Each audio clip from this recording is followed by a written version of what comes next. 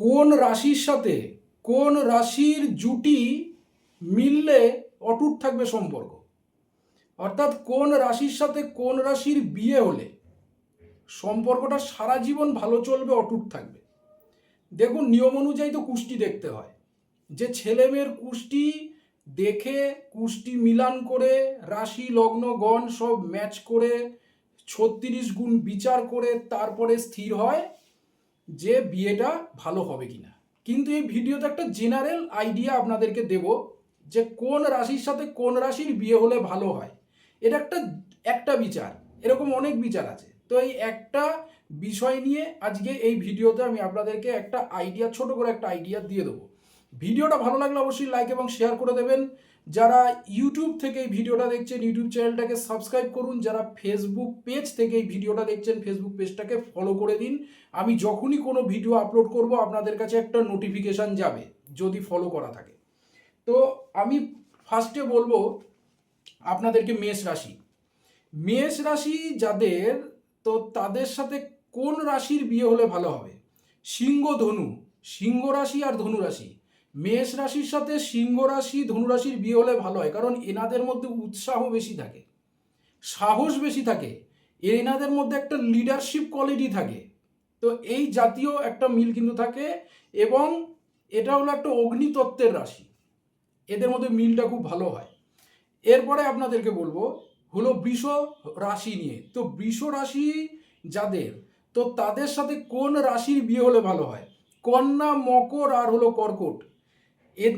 এনাদের মধ্যে স্থিরতা থাকে এবং পারিবারিক যে মূল্যবোধ এনাদের মধ্যে কিন্তু বেশি করে থাকে।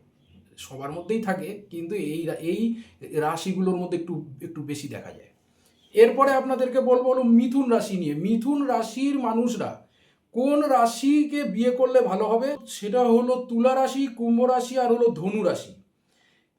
তার কারণ হচ্ছে এনাদের মধ্যে বুদ্ধি খুব ভালো থাকে, বুদ্ধির ফ্রিকোয়েন্সির মিলটা খুব ভালো থাকে।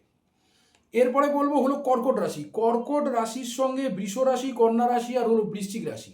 এই রাশির বিয়ে হলে খুব ভালো হবে, কারণ এনাদের মধ্যে আবেগ বেশি থাকে এবং এনারা কিন্তু খুব কেয়ারফুল হয়, মানুষকে কেয়ার করতে, খুব টেক কেয়ার করতে খুব ভালোবাসেন, খুব ভালো পারেন। এরপরে বলবো হলো সিংহ রাশি নিয়ে। সিংহ রাশির ব্যক্তিরা যদি মেষ রাশি, ধনু রাশি আর হলো তুলা রাশি এনাদের সাথে বিবাহ করে তাহলে খুব ভালো হয়, কারণ এনাদের মধ্যে আকর্ষণ শক্তি খুব ভালো থাকে এবং সামাজিক ভারসাম্য বজায় রেখে এনারা চলতে পারেন, খুব ভালো। এরপরে বলবো হলো কন্যা রাশি নিয়ে। কন্যা রাশির ব্যক্তিদের সঙ্গে যদি হচ্ছে মকর রাশি, বৃষ রাশি আর হলো কর্কট রাশি এনাদের বিয়ে হয় তাহলে খুব ভালো হবে। এনাদের মধ্যে দায়িত্ববোধ এবং স্থায়িত্ব বেশি থাকে। এরপরে বলবো হলো তুলা রাশি নিয়ে। তুলা রাশির ব্যক্তিদের মিথুন রাশি, সিংহ রাশি আর হলো কুম্ভ রাশি এনাদের সঙ্গে যদি বিয়ে হয় সম্পর্ক ভালো থাকে, কারণ এনাদের মধ্যে কূটনৈতিক বুদ্ধির মিল থাকে এবং সম্পর্কের ভারসাম্য এনারা বজায় রেখে চলতে পারে। এরপরে বলবো হলো বৃশ্চিক নিয়ে। বৃশ্চিক রাশির মানুষেরা যদি কর্কট রাশি, মীন রাশি আর মকর রাশি এই রাশিদের সঙ্গে বিয়ে হয় তাহলে খুব ভালো হয়, কারণ এনাদের মধ্যে আবেগ কিন্তু খুব গভীর থাকে এবং এনাদের মধ্যে একটা বিশ্বাসযোগ্যতা থাকে, একে অপরকে খুব বিশ্বাস করবে এবং গভীর আবেগ থাকে। এরপরে বলবো হলো ধনু রাশি। ধনু রাশির ব্যক্তিরা যদি মেষ রাশি, সিংহ রাশি এবং হলো কুম্ভ রাশি এনাদেরকে বিয়ে করে তাহলে খুব ভালো হবে, কারণ এনারা একে অপরকে ফ্রিডম দেবে, অর্থাৎ হলো স্বাধীনতা। এনারা কিন্তু স্বাধীনতা প্রেমিক, এমনকি ঘুরতে খুব ভালোবাসেন। এছাড়া হলো দৃষ্টিভঙ্গির মিল থাকে ভালো। এরপরে বলবো মকর রাশির সঙ্গে যদি হচ্ছে কন্যা রাশি, বৃষ রাশি এবং হলো বৃশ্চিক রাশি বিয়ে হলে ভালো হয়। এনাদের মধ্যে একটা লক্ষ্যনিষ্ঠতা থাকে, একটা লক্ষ্যে এনারা খুব চলতে ভালোবাসে। এরপরে বলবো হলো কুম্ভ রাশি নিয়ে। কুম্ভ রাশির ব্যক্তিদের সঙ্গে যদি মিথুন রাশি, তুলা রাশি আর হলো ধনু রাশির বিয়ে হয় তাহলে খুব ভালো হয়। এনাদের চিন্তাটা হলো স্বাধীন চিন্তা এবং হলো বন্ধুত্বপূর্ণ আচরণ। এনারা কিন্তু বন্ধুত্ব করতে ভালোবাসে, এনাদের স্বামী স্ত্রীর মধ্যে একটা ভালো একটা ফ্রেন্ডশিপ থাকে। এরপরে বলবো হলো মীন রাশি নিয়ে। মীন রাশির মানুষেরা যদি কর্কট রাশি, বৃশ্চিক রাশি এবং হলো বৃষ রাশির ব্যক্তিদের বিয়ে করেন তাহলে খুব ভালো হবে। এনাদের মধ্যে সহানুভূতি এবং গভীর ভালোবাসা থাকে। তো দেখুন, একটা জেনারেল আইডিয়া আমি আপনাদেরকে দিয়ে দিলাম। এরপরে বলবো, দেখুন অনেকে আমাকে হচ্ছে বিনামূল্যে দেখানোর জন্য বলছেন। দেখুন বিনামূল্যে দেখা যায় না, কারণ আমার একটা পারিশ্রমিক আছে, আমার একটা হচ্ছে সম্মান মূল্য আছে, সেটা আপনাকে দিতে হবে, অনেকেই বলছেন। তো দেখুন এটা তো আমার শিক্ষা, এটা আমি শিখেছি অনেকটা কষ্ট করে, এবং আমার যে এক্সপিরিয়েন্স, এবং এটা দিয়ে আমার সব কিছু কিন্তু চলে। তো আমি আপনাদেরকে হাত জোর করে অনুরোধ করব যে আমাকে কখনো বিনামূল্যের জন্য রিকোয়েস্ট করবেন না। কত কি ফিস এগুলো আপনারা ফোন করে জানতে পারবেন, এবং যে কোনো কাজ করার আগে অবশ্যই জ্যোতিষীর পরামর্শ নিয়ে করবেন।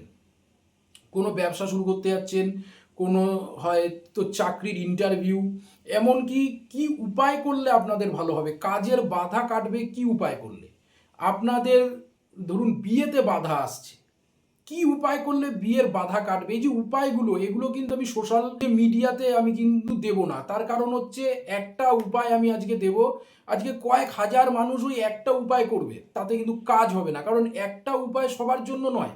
আপনার রাশি আলাদা, আপনার হাতের রেখা আলাদা, আপনার গণ আলাদা, আপনার নক্ষত্র আলাদা, তো আলাদা আলাদা টোটকা। বিয়ে হচ্ছে না পাঁচজনের, আমাকে আমাকে পাঁচজন ফোন করলেন যে আমার বিয়ে হচ্ছে না, আমার ব্যবসায় উন্নতি হচ্ছে না, তো পাঁচজনেরই ক্ষেত্রে কিন্তু একই মন্ত্র, একই উপায় হবে না, এটা হতেই পারে না। কারণ এক একজনের রাশি লগ্ন নক্ষত্র সব আলাদা, হাতের রেখা আলাদা, তো এক একজনের ক্ষেত্রে এক এক রকম। তো সেই জন্য এই সোশ্যাল মিডিয়াতে টোটকা দিয়ে কোনো লাভ নেই। কোনো মানুষের কাজ হবে, কোনো মানুষের হবে না, কোনো মানুষের কম হবে, তো এটা উচিত নয়। এতে মানুষের এই হচ্ছে এই যে তন্ত্র জ্যোতিষ, এগুলোর ওপর থেকে মানুষের বিশ্বাস উঠে যাবে। আমি একটা একটা টোটকা দিলাম, সেটা করে যদি কোনো কারোর কাজ না হয়, তাহলে আমার ওপর থেকে মানুষের বিশ্বাস উঠে যাবে। তা আমি সেটা চাই না। আমি চাই যেন শাস্ত্রের ওপরেও মানুষের বিশ্বাস থাকুক, আমার ওপরেও মানুষের বিশ্বাস থাকুক। তো কারোর যদি উপায় জানতে হয়, কোনো হচ্ছে টোটকা পেতে হয় যে কি করলে আমার ভালো হবে, তো অবশ্যই আপনারা ব্যক্তিগতভাবে আমাকে দেখাবেন, আমার সাথে অবশ্যই কন্ট্যাক্ট করবেন। আমি আপনাদেরকে ব্যক্তিগতভাবে আপনার মতন যে টোটকাটা আপনার কাজ করবে, সেই টোটকাটাই দেবো। তো বন্ধুরা, আজই অবধি, নেক্সট দিন অন্য একটা ভিডিও নিয়ে আপনাদের সাথে আমার আবার দেখা হবে। ধন্যবাদ।